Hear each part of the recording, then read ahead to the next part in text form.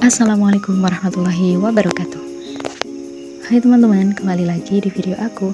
Kali ini aku akan bahas mata kuliah teknik hitobah yang membahas tentang analisis media YouTube dalam penyiaran Islam di era digital. Teman-teman, di era digital ini salah satu media yang kini menjadi sarana efektif dan populer dalam menyampaikan dakwah secara global adalah YouTube. Menurut data dari Statista pada tahun 2025, YouTube menjadi platform media sosial dengan pengguna terbanyak kedua di dunia, yakni mencapai 2,70 miliar pengguna. Angka ini hanya sedikit di bawah Facebook yang memiliki 3,7 miliar pengguna. Pada video kali ini, ada 3 pembahasan yang akan kita bahas pada judul ini. Yang pertama ada peran media YouTube dalam penyiaran Islam di era digital. Kemudian ada strategi dakwah melalui media YouTube. Dan yang ketiga ada tantangan dalam penyiaran Islam melalui media YouTube di era digital ini.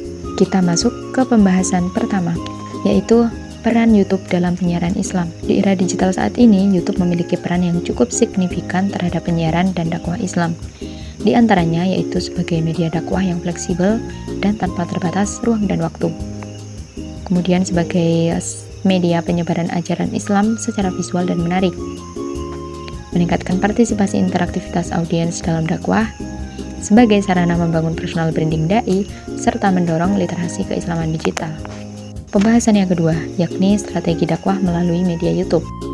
Seorang dai tidak cukup hanya menguasai dan menyusun materi dakwah yang berkualitas, tetapi juga dituntut untuk memahami secara teknis maupun strategis bagaimana memanfaatkan fitur-fitur yang tersedia di YouTube agar mampu menjadikannya sebagai sarana dakwah yang tepat sasaran dan juga efisien. Dengan demikian, pemahaman terhadap media digital ini menjadi kunci dalam membangun komunikasi dakwah yang relevan dengan karakteristik audiens masa kini. Berikut ini disajikan sejumlah strategi yang dapat diterapkan oleh para dai dalam mengembangkan penyiaran Islam melalui YouTube. Yang pertama, penyesuaian konten dengan target audiens. Dai harus menyesuaikan isi dakwah dengan target dakwahnya, misalnya anak-anak, remaja, atau anak muda, dewasa, orang tua, atau generasi tertentu seperti Gen Z, Gen milenial, dan lain sebagainya. Yang kedua, menggunakan ragam format konten. Dai harus menggunakan berbagai format konten di YouTube.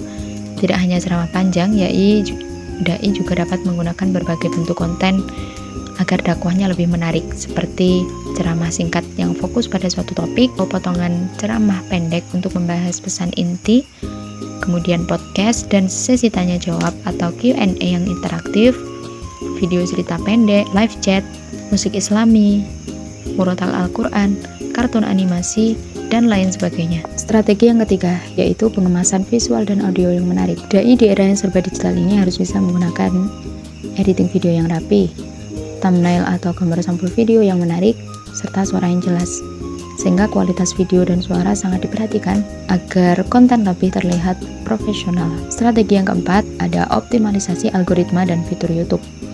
Dai juga dapat memanfaatkan fitur-fitur YouTube seperti playlist, live streaming, video pendek atau short, dan komunitas untuk memperkuat interaksi dan jangkauan. Mereka juga harus menggunakan teknik SEO atau Search Engine Optimization dengan memilih judul, tag, dan deskripsi yang tepat agar video mudah ditemukan oleh mad'unya yang sedang mencari topik dakwah di YouTube. Selain itu, juga agar video muncul di rekomendasi YouTube, serta juga dapat menjangkau lebih banyak penonton. Strategi yang kelima, yaitu kolaborasi konten. Dai juga dapat berkolaborasi dengan tokoh lainnya, seperti dai lain, influencer, komika, atau komunitas tertentu, dan lain sebagainya, untuk memecahkan suatu permasalahan, misalnya dengan mengangkat sebuah isu terkini sebagai topik diskusi. Yang keenam, ada evaluasi dan adaptasi. Dai secara rutin mengevaluasi performa channel dan video. Misalnya melihat berapa jumlah penonton, like, komen, dan juga subscribernya. Juga memperhatikan feedback dari penonton untuk memperbaiki kualitas dan menyesuaikan konten dengan kebutuhan audiens yang terus berubah. Hal ini bertujuan agar dakwah tetap efektif, relevan, dan sesuai dengan perkembangan zaman serta kebutuhan masyarakat. Strategi yang terakhir ada etika dan tanggung jawab penyiaran. Etika Islam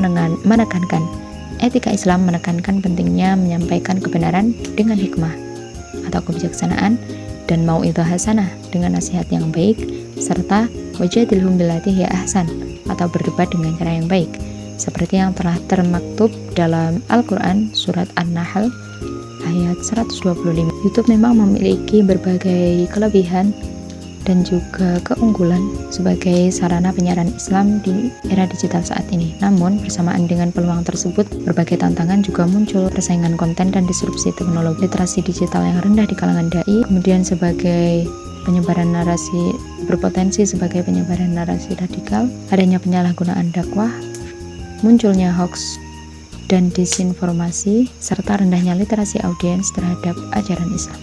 YouTube merupakan salah satu media dakwah yang efektif dan relevan untuk penyampaian penyiaran Islam di era digital, dan juga pengembangan strategi dai dapat menjangkau audiensnya lebih banyak. Namun meski demikian, dakwah melalui YouTube juga menghadapi tantangan yang serius. Maka dari itu, dakwah digital perlu dilakukan secara bijak, strategis, dan penuh tanggung jawab agar tetap relevan dan bermanfaat di era digital seperti saat ini. Semoga video ini bermanfaat. Wassalamualaikum warahmatullahi wabarakatuh.